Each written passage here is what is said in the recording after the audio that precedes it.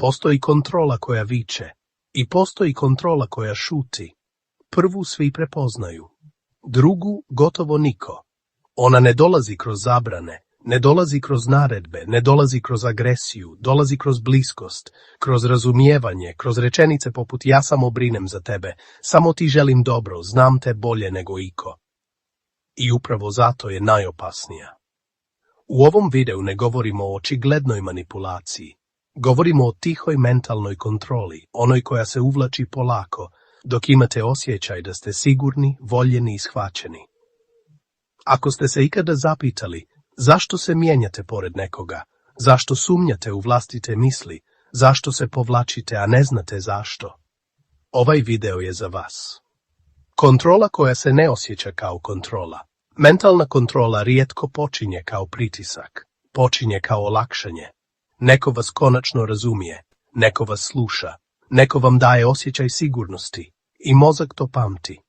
Mozak se veže za ono uz šta se osjeća mirno, ali tu nastaje problem. Jer kasnije ta ista osoba počinje da komentariše vaše odluke, da suptilno dovodi u pitanje vaše izbore, da brine kad radite nešto bez nje i vi to ne zovete kontrolom. Zovete to bliskošću. Ali kontrola koja dolazi kroz emocije je najteža za prepoznati, jer ne izgleda kao napad, izgleda kao povezanost. Prvi tihi znak. Počinjete sumnjati u sebe. Jedan od najranijih znakova mentalne kontrole je ovo. Više ne vjerujete svom unutrašnjem glasu. Ranije ste znali šta želite, sada stalno preispitujete sebe. Rečenice koje se pojavljuju u glavi, možda ja pretjerujem, možda sam preosjetljiva, možda nije mislila tako. A istina je jednostavna, vaša intuicija se ne gasi sama od sebe, ona se gasi kada je stalno dovedena u pitanje. Mentalna kontrola ne govori, ti si u krivu, ona vas navodi da sami to pomislite.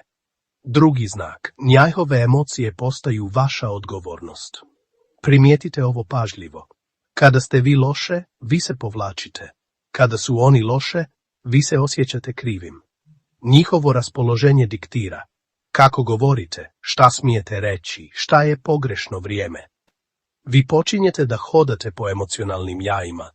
I ne zato što su vam to tražili direktno, nego zato što ste naučili da će, ako ne prilagodite sebe, nastati tišina, hladnoća ili povlačenje. To nije empatija, to je emocionalna ucjena bez riječi. Treći znak. Postepeno odustajete od sebe. Mentalna kontrola ne traži da se promijenite odmah. Traži male ustupke. Prvo, manje se viđate s nekim ljudima, manje pričate o svojim planovima, manje radite stvari koje su vas ispunjavale. Sve izgleda bezazleno. Samo sada, samo ovaj put. Nije to toliko važno. Ali mozak ne vidi malo. Mozak vidi obrazac.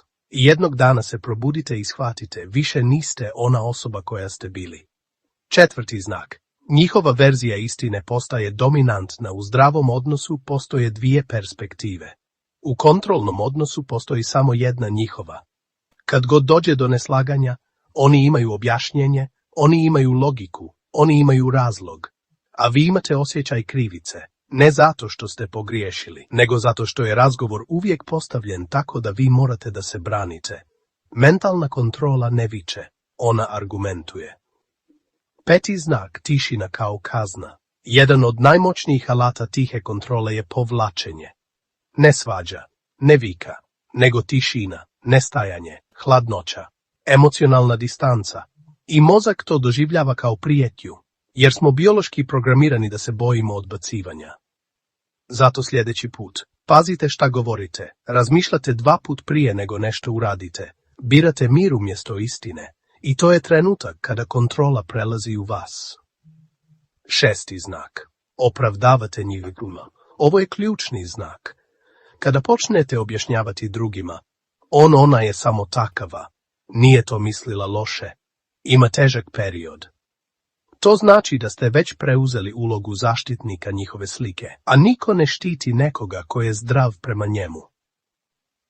Zašto ova vrsta kontrole djeluje? Jer koristi 3 najjače psihološke sile. Potrebu za pripadanjem, strah od gubitka, želju da budemo dobri. I što ste empatičniji, to ste podložni i ovoj vrsti kontrole. To nije vaša slabost, to je vaša ljudskost. Ali ljudskost bez granica postaje samo poništenje. Kako se polako izlazi iz tihe kontrole? Ne sukobom, ne objašnjavanjem, ne dokazivanjem. Prvi korak je unutrašnje vraćanje autoriteta sebi. Počnite primjećivati kada se povlačite, kada šutite protiv sebe, kada pristajete da biste sačuvali mir. Drugi korak je mali povratak sebi.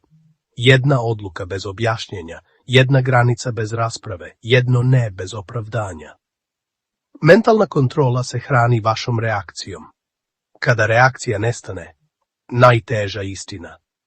Najteže nije otići.